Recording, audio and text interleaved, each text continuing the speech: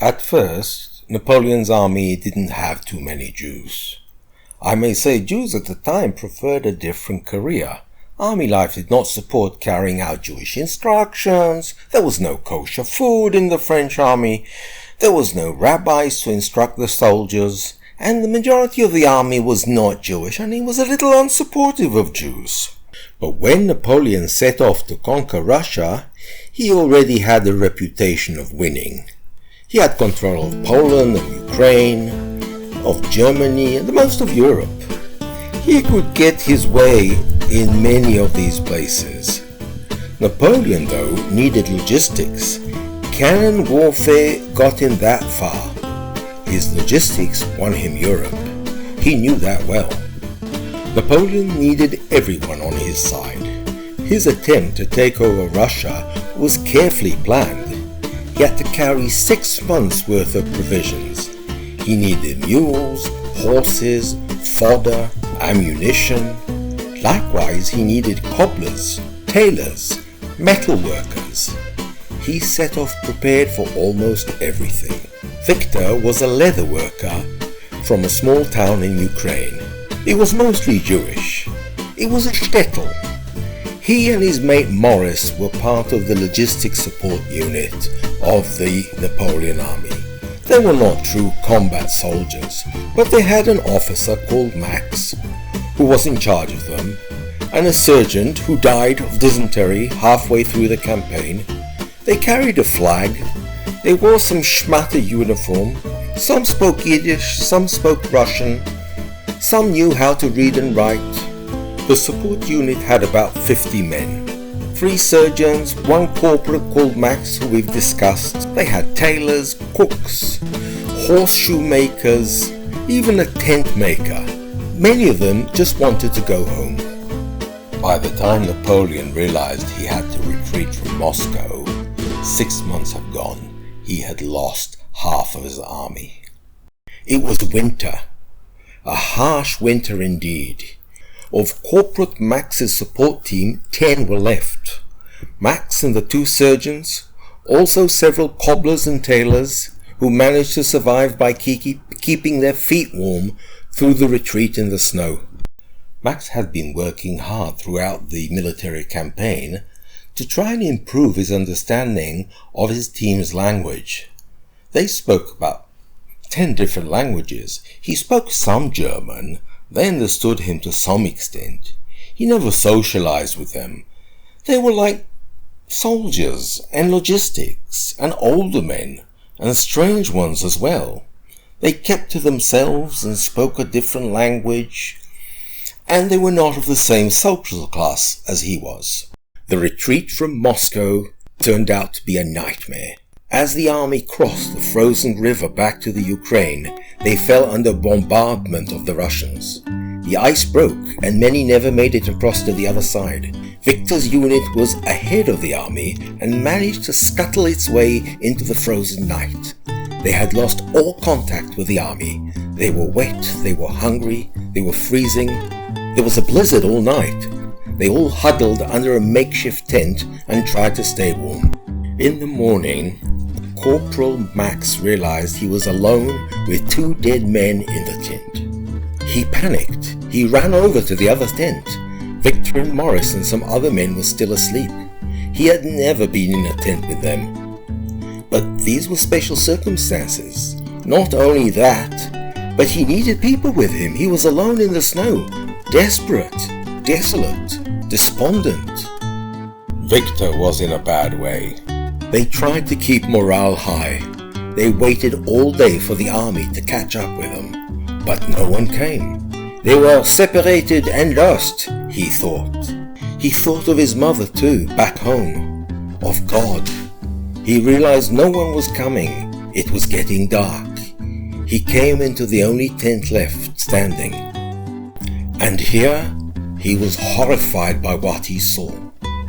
By the sight of the men. They were muttering in a strange tongue. They were singing. They had lit candles. It was strange indeed. He was in no position to go outside, but he didn't want to take part in some devil worship either. His eyes had revealed his fear. Victor came to his rescue.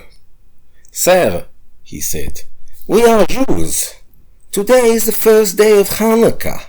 It is a festival of lights, a very old ritual. It is about God. It's a good thing."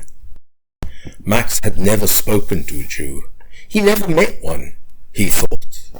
He heard about them, he read about them, he was cautioned about them. He was stricken by primordial fear. "What are you going to do with me?" he muttered. He knew Jews use blood of non-Jews for their ritual. He had heard about it at school. "Don't be such a shtick," said Victor.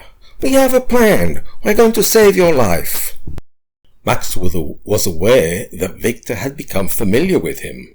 It was against his instinct, against his upbringing as well, and yet it felt right. He decided it's probably a good time to change his approach as well. He didn't know exactly what a shtick was, but it didn't sound too bad. "You mean you are not going to use my blood for making hardtack?" he asked carefully. "God forbid," intervened Morris. "Jews never do that. It's a lie. Besides, it's Hanukkah. Hardtacks are for Passover. They are called matzah." Max was still concerned, but he needed to warm his hands and eat something. He stayed in the tent with the men and kept thinking about God and of his son who died on the cross. They had butchered the last of the mules and made stew. It was horrible, but they all needed it. "You said you had a plan?" he asked Victor. "Are you going to share this with your commanding officer?" he said, with his mouth still chewing on the meat. Victor looked at Max with some concern. He had not intended to include him in the plan, but he was not the type to leave someone behind in the snow. It was time to spill the beans, he thought. "We are going home," he said. "Our town is about a week's travel from here, from where we are. It is a Jewish town." Max was silent. He knew all about going home. It was called deserting. It was a disgrace and forbidden under all army code. But this was different. It's just them now. The army was nowhere to be seen. It was a question of life and death. "I can consider going with you," said Max. "It's just that I will become a deserter. I can get caught by the military police and I will be estranged in your town. Everybody will know I am not Jewish. They will not talk to me. They will talk about me. And I will be caught and court-martialed," he said. Besides, he was thinking, a whole town full of Jews? For sure he will be spotted out and he will be subjugated to abuse and at least some torture, like Christ on the cross, or worse, he thought. "Don't look so worried," Morris said. "I will teach you a little bit about how to be a Jew, just in case we are stopped by soldiers. We are not all bad. We are not there yet, we have a week." And thus they set off, slowly, for the mule has been cooked. Through the snow, they walked past frozen rivers in the vast territory of Ukraine.